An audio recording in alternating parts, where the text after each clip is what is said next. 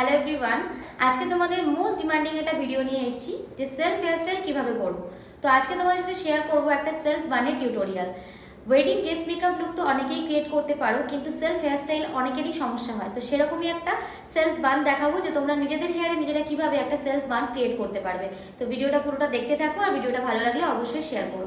তো ফার্স্টেই একটা টেল কোম বা নর্মাল যে কোনো কোমের হেল্পে তোমাকে ফ্রন্টের ভার্টিক্যাল সেকশন ওয়াইজ সিথি ভাগ করে নিতে হবে। দেন আমি 0.2 থেকে দুটো ইয়ার টু ইয়ার পোর্শন ভাগ করে নিয়ে সামনের পোর্শনটাকে ভার্টিক্যালি সেকশন করে নিয়ে ট্রিপল টং করে নিয়েছি। আমার হেয়ার যেহেতু খুবই পাতলা, তাই জন্য প্রথমে আমি একটু হালকা ক্রিম করে নিয়েছি, দেন ট্রিপল টং করছি। যদি তোমাদের হেয়ার টেক্সচার ভালো হয় তাহলে তোমরা ডিরেক্ট ট্রিপল টং করতে পারো। এতে একটু ওয়েভি আর একটু মেসি লুক আসে, যেটা আমার ভীষণ ভালো লাগে, বিকজ আমার হেয়ার পাতলা। যাদের হেয়ার পাতলা তারা একটু মেসি হেয়ারস্টাইল টাইপের করার ট্রাই করো। বেশি ক্লিন লুক দিলে কিন্তু তাদের ক্ষেত্রে একটু প্রবলেম হতে পারে এবং স্ক্যাল্প দেখা যাওয়ার চান্সেস থাকতে পারে। তো সেই কারণেই আমি এখানে একটু মেসিনেস আনবো। তো যাদের থিন হেয়ার এবং যাদের একটুতেই স্ক্যাল্প দেখা যায় তারা কিন্তু অবশ্যই ক্লিন হেয়ারস্টাইল করো না, এবং তাদের জন্য কিন্তু হেয়ার ফাইবার ইউজ করতে হতে পারে, বা যে কোনো ডোনাট কাটিংও তোমরা ইউজ করতে পারো। আমি এখানে দেখো পেছন দিকটাতেও একটু হালকা ওয়েভি করে নিচ্ছি, যাতে আমাকে বেশি পাফের ঝামেলায় না যেতে হয়।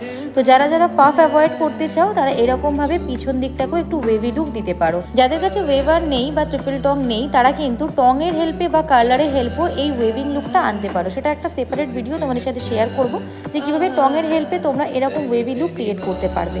তো যাদের কাছে ওয়েভার নেই তারা কিন্তু এখানে টংও ইউজ করতে পারো, তার একটা সেপারেট ভিডিও তোমাদের সাথে আমি শেয়ার করে নেবো। পিছনের পুরো হেয়ারটাকে ফনি করে নিয়েছি এবং ফ্রন্টের হেয়ারে ড্রাই শ্যাম্পু ইউজ করছি। ড্রাই শ্যাম্পু না অটোমেটিক হেয়ারে একটা বাউন্স এনে দেয়, কারণ ড্রাই শ্যাম্পু স্ক্যাল্পে খুব ড্রাই করে দেয় এবং স্ক্যাল্পে যে অয়েলনেসটা বা যে শাইনিংটা থাকে সেটা পুরোপুরি চলে যায়, যে কারণে স্ক্যাল্প ম্যাট হয়ে যায় এবং স্ক্যাল্পটা যখন তুমি একটু ব্যাককমিং করবে সেটাও কিন্তু ইজিলি হয়ে যায়। আমি ড্রাই শ্যাম্পু ইউজ করে হালকা হালকা ব্যাককমিং করে নিয়েছি এবং সেটাকে টুইস্ট করে কানের পেছন দিকে লক করে নিয়েছি। টিলকোমের পেছন দিকটা দিয়ে আমি একটু হেয়ারটাকে ভলিউম দেওয়ার জন্য তুলে নিয়েছি। দেন সেমভাবেই আমি নেক্সট সেকশনটাও করবো।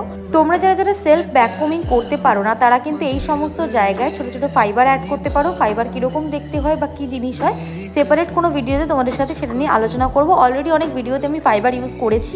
তোমরা যারা যারা আমার হেয়ারস্টাইলের ভিডিওকে ভালোবাসা দিচ্ছ বা ভালোবাসছো তারা কিন্তু অবশ্যই সেই হেয়ারস্টাইল ভিডিওগুলোকে একবার চেক করতে পারো। ফাইবার কী ব্যাপার বা কী জিনিস সেটা কিন্তু বুঝতে পারবে। এবারে ফনিটাতে আসছি। আমি এখানে কোনো ডোনাট ইউজ করিনি, বিকজ ডোনাট আমার হেয়ারের থেকে অনেক বড় বড় ছিল আমার কাছে, এবং ছোট ডোনাট ইউজ করলে আমি বানটাকে একটু বড় দেখাতেও পারতাম না।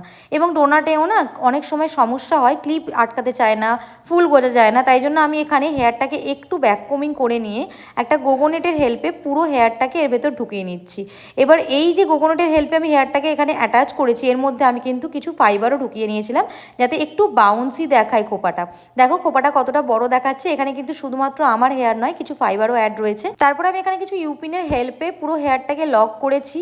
আর এখানে যে স্প্রেটা আমি ইউজ করেছি সেটা টাফটের শাইন প্লাস হার্ট স্প্রে, কারণ এই স্প্রেটা টাফটের আমার শাইন স্প্রে মনে হয় না, এটা হার্ট স্প্রেরই কাজ করে। এবং আমি এক্সেসিভ হার্ট স্প্রে আমার হেয়ারে ইউজ করতে চাইনি, কারণ আমার হেয়ার টেক্সচার এমনিই খুব পাতলা, তাই আমি স্প্রে দিয়ে আর নষ্ট করতে চাইনি। তাই জন্য আমি এই স্প্রেটা এখানে ইউজ করেছি। আর আমার কাছে একটা গাজরা ছিল, তাই জন্য সেটাকেই আমি এখানে ডেকোরেশন পারপাসে ইউজ করেছি। কেমন লাগলো ভিডিওটা অবশ্যই জানিও।